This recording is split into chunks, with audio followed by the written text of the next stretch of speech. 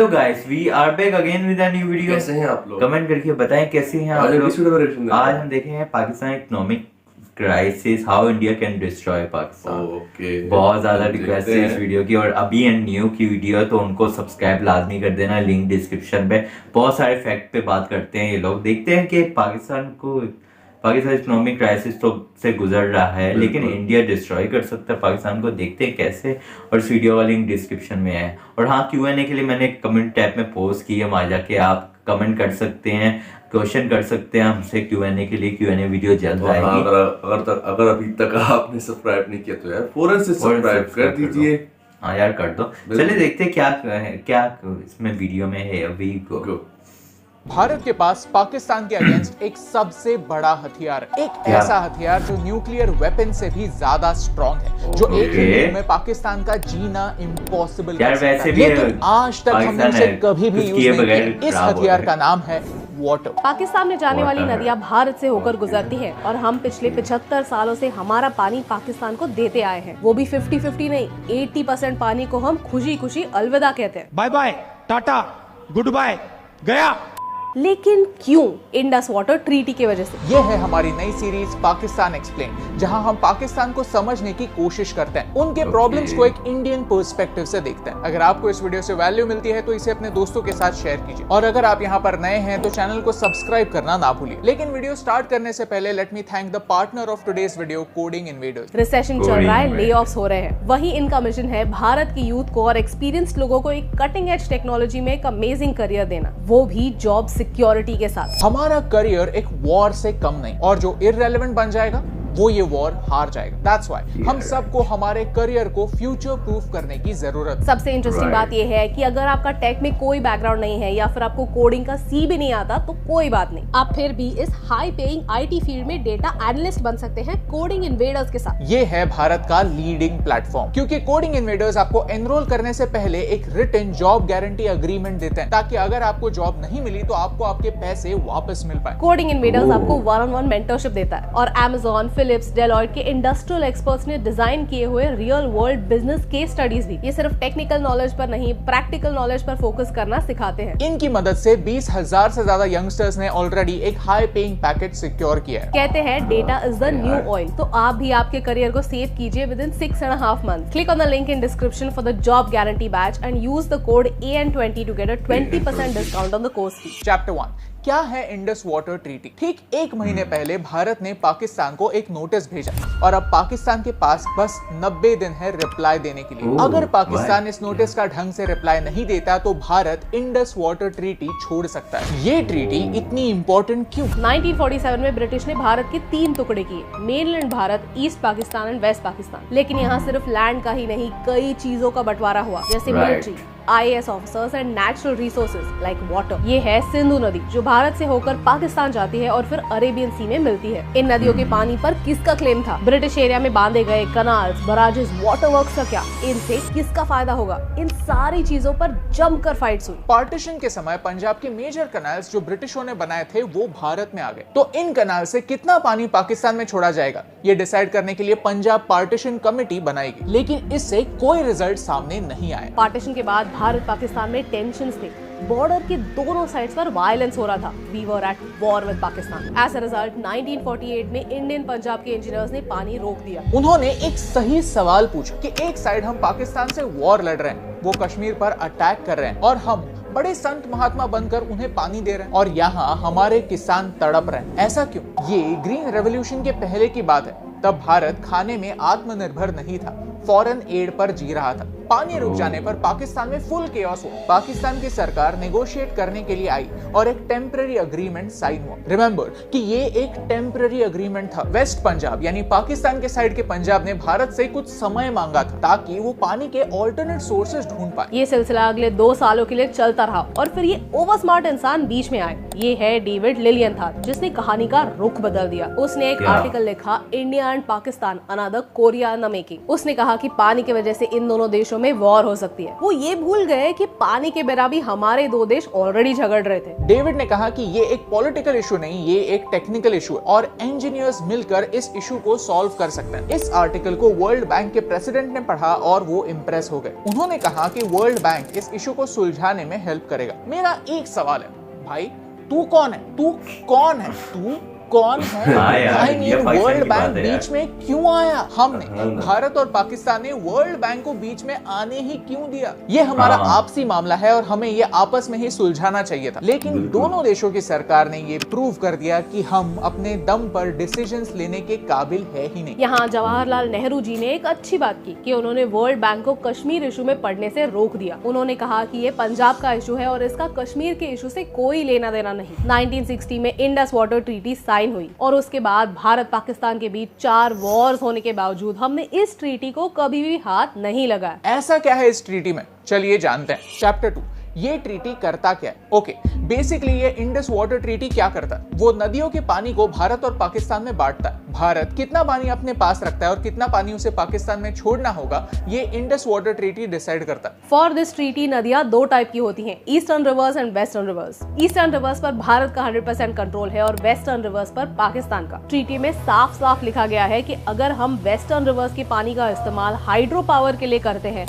तो हमें ये पानी 24 घंटों के अंदर अंदर वापस नदी में छोड़ देना होगा। इसे run of the river power projects कहते हैं। रवि, ब्यास, सतलुज रिवर्स को भारत कंट्रोल कर सकता है, यानी इन रिवर्स के फ्लो पर पाकिस्तान का कोई कंट्रोल नहीं है। हमें इन 3 नदियों पर डैम्स या वाटर स्टोरेज स्ट्रक्चर्स बनाने का फुल फ्रीडम है। On the other hand Indus, Jhelum और चेनाब रिवर्स पाकिस्तान के शेयर में आते हैं। इनमें से हम सिर्फ लिमिटेड यूज के लिए पानी यूज कर सकते हैं। ऑन द सर्फेस ये ट्रीटी लगता काफी फेयर है, 3 रिवर्स पाकिस्तान के लिए, 3 रिवर्स भारत के लिए। लेकिन इंडस रिवर बेसिन का 80% पानी वेस्टर्न रिवर्स यानी इंडस, झेलम और चेनाब में होता है। यानी इस ट्रीटी के थ्रू 80% पानी का कंट्रोल पाकिस्तान के पास गया है। प्लस ब्रिटिशों ने सारे कैनाल्स भारत में बनाए, तो इस ट्रीटी के थ्रू हमें पाकिस्तान को 62 मिलियन पाउंड्स देने पड़े ताकि वो इन पैसों से पाकिस्तान के साइड में कैनाल्स बना पाए। भारत जैसे गरीब देश को पानी के लिए ये तगड़ी प्राइस चुकानी पड़ी। इंडस वाटर ट्रीटी फॉलो हो रही है या नहीं ये देखने के लिए एक परमानेंट इंडस कमीशन बनाया गया है ताकि वो दोनों देशों पर नजर रख पाए और प्रॉब्लम्स को सॉर्ट आउट कर पाए। कमीशन के मेंबर्स विजिट्स प्लान कर सकते हैं वाटर स्टोरेज साइट्स, डैम्स और कनाल्स को इंस्पेक्ट करने के लिए टू एंश्योर कि ट्रीटी के प्रोविजंस फॉलो हो रहे हैं। इस कमीशन ने पिछले 60 सालों में 118 विजिट्स प्लान किए हैं। अगर इस कमीशन को लगता है कि ट्रीटी फॉलो नहीं हो रही है तो इस ट्रीटी में एक 3 टियर रेजोल्यूशन सिस्टम मेंशन किया हुआ है। क्वेश्चन, डिफरेंस और डिस्प्यूट। पहला स्टेज है क्वेश्चन, जहां एक देश दूसरे देश के एक्शंस पर सवाल उठा सकता है। अगर 2 देश इसे अपने लेवल पर सॉल्व नहीं कर पाए तो ये डिफरेंस का रूप लेता है। फिर वर्ल्ड बैंक बीच में आती है। ये सो कॉल्ड न्यूट्रल एक्सपर्ट एक टेक्निकल एक्सपर्ट होता है जिसे वाटर इंजीनियरिंग की नॉलेज होती है। इससे पहले कई डिफरेंसेस ऐसे एक न्यूट्रल एक्सपर्ट ने सॉल्व किए हैं। फॉर एग्जाम्पल 2007 में भारत चेनाब नदी पर एक 450 मेगावाट का हाइड्रो इलेक्ट्रिक पावर प्रोजेक्ट शुरू करना चाहता था। पाकिस्तान ने इस प्रोजेक्ट पर ऑब्जेक्शंस रेज किए। फिर न्यूट्रल एक्सपर्ट ने आकर प्रोजेक्ट के डिटेल्स को वेरीफाई किया और फिर माइनर मॉडिफिकेशंस किए। इस हाइड्रो इलेक्ट्रिक पावर प्रोजेक्ट को कॉम्पेंसेट करने के लिए उन्होंने और ज्यादा पानी पाकिस्तान को अलॉट किया। अगर ऐसा एक्सपर्ट भी इशू को सॉल्व नहीं कर सकता तो डिफरेंस डिस्प्यूट में बदल जाता है। डिस्प्यूट को रिजॉल्व करने के लिए दोनों देशों को इंटरनेशनल कोर्ट ऑफ आर्बिट्रेशन यानी नेदरलैंड्स में जाना पड़ता है। ये कोर्ट दोनों साइड्स को सुनेगा, सारे रिप्रेजेंटेशंस और टेक्निकल स्टडीज देखेगा और फिर अपना डिसीजन पास करेगा। फॉर एग्जाम्पल भारत चेनाब नदी पर किशनगंगा पावर प्रोजेक्ट बिल्ड करना चाहता था, बट 2011 में पाकिस्तान ने कोर्ट ऑफ आर्बिट्रेशन में कंप्लेंट की। कोर्ट ने पावर प्रोजेक्ट के हाइट को कम करने के लिए कहा। उन्होंने पाकिस्तान के ऑब्जेक्शंस को डिसमिस किया और भारत के डिजाइन को थोड़ा मॉडिफाई किया ताकि पानी का फ्लो कम ना हो। ये सब तो ठीक है, लेकिन अब इशू क्या है? असली इशू तो पिछले कुछ सालों से हो रहा है। 2015 में पाकिस्तान ने वर्ल्ड बैंक से न्यूट्रल एक्सपर्ट की मांग की to protest against the Kishanganga and Ratle power project. Bharat ने न्यूट्रल एक्सपर्ट की मांग को एक्सेप्ट किया। 2016 में पाकिस्तान ने यूनिलैटरली ये डिमांड वापस ली और डिमांड किया कि कोर्ट ऑफ आर्बिट्रेशन में इस चीज को सुना जाए। यानी पाकिस्तान ने सेकंड स्टेप को छोड़कर डायरेक्टली थर्ड स्टेप पर जाने की कोशिश की एंड वर्ल्ड बैंक ने दोनों neutral expert and court of arbitration को ग्रीन लाइट कर दिया।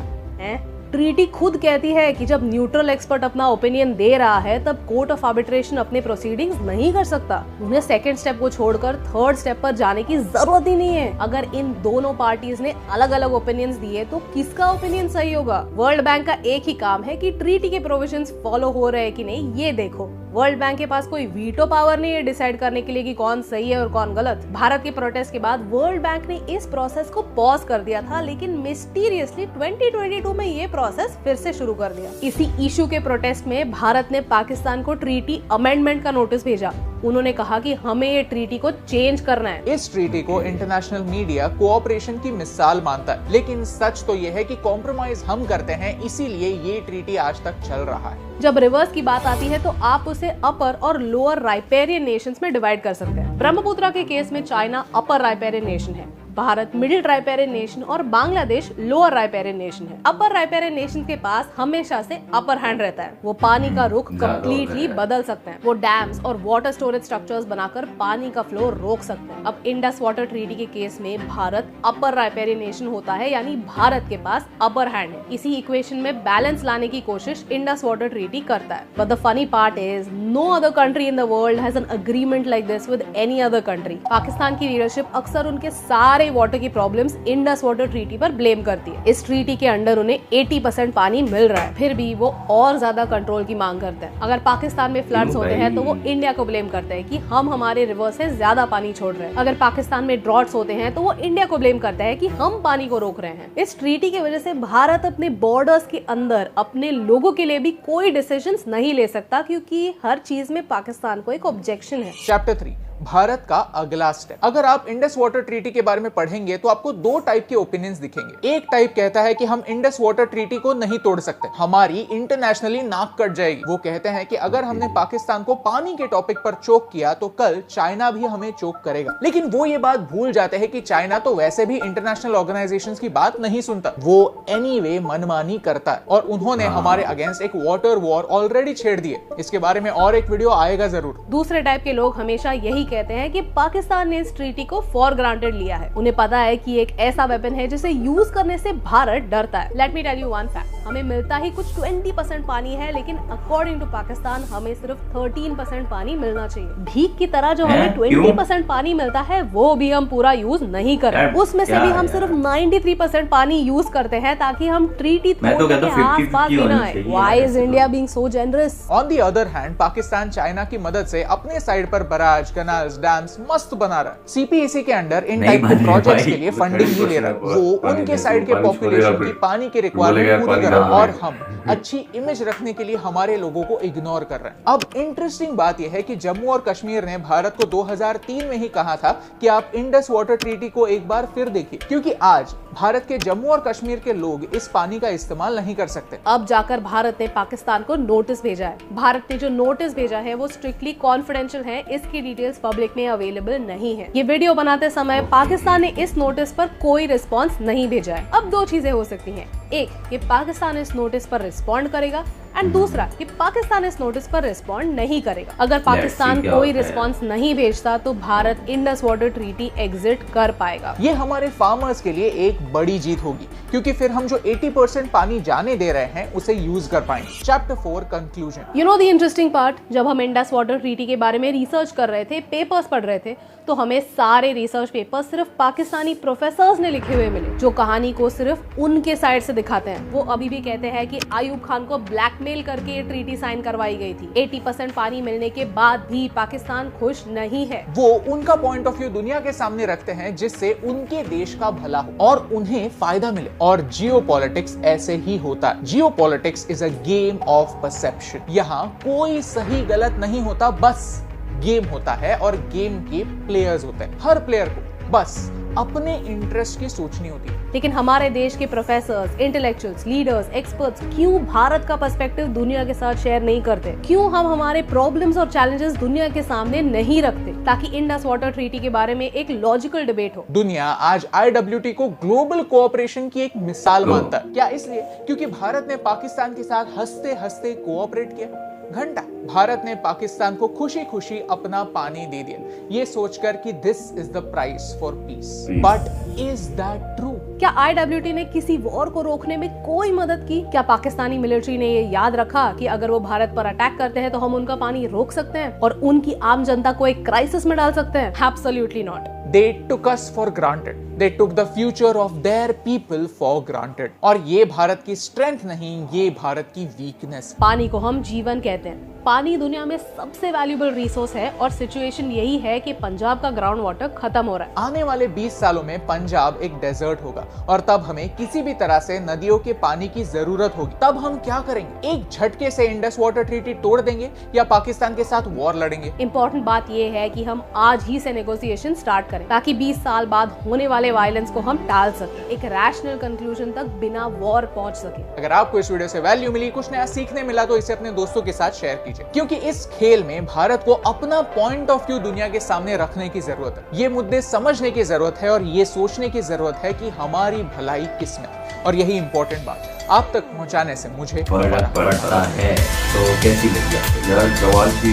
हे दोस्तों, thank you so much for watching this video. अगर आप यहाँ पर नए हैं तो प्लीज सब्सक्राइब करना ना भूलें। अगर आपने पाकिस्तान एक्सप्लेन सीरीज के पहले वीडियोस मिस कर दिए हैं तो वो आप यहाँ पर देख सकते हैं। क्या पानी की वजह से वर्ल्ड वॉर 3 हो सकती है? हमने ये इस वीडियो में एक्सप्लेन किया। Thank you so much for watching. आपके सपोर्ट से फर्क पड़ता है। मतलब यहाँ चुनाव हो रहा है, पाकिस्तान वो हर तरह से इंडिया पे, मतलब कि मैं बताता हूँ, जो भी कुछ होता है ना यहाँ पे अवाम को पागल बनाने के लिए बोल देते हैं इंडिया ने की है, ये बात है। और माइंड को वो करने के लिए इंडिया मतलब अपने ऊपर अपनी गलतियाँ लिए छुपाने के लिए इंडिया पे इल्जाम लगा देते हैं, और यही होता आ रहा है शुरू से ही। और क्या कह सकते हैं अब, और 80% पानी अगर ले रहे यार, 50-50 कर सकते, क्या है पानी, अच्छी बात है ना 50-50 भी। मैं तो कह रहा हूँ बॉर्डर खत्म करो बीच में, एक ही मुल्क कर दो। हाँ ना यार, मतलब यार पता नहीं क्या है यार, क्या चक्कर चल रहे हैं। और अगर मतलब कि इस बात पे फॉर ग्रांटेड नहीं लेना चाहिए, पानी है यार, पानी बहुत ही अहमियत रखता है, और इस बात पे अगर ग्रांटेड ले रहे हैं पाकिस्तान वाले तो बहुत ही गलत कर रहे हैं। तो आप भी कमेंट करके बताना कैसी लगी, आप इस बारे में क्या कहते हैं, अपनी राय कमेंट में बताएं, लाजमी बताना यार, क्योंकि कंट्रोवर्शियल टॉपिक है तो क्या कह सकते हैं। तो चलते हैं नेक्स्ट वीडियो की तरफ, मिलते हैं नेक्स्ट वीडियो में, तब तक अपना ख्याल रखिए। Peace out.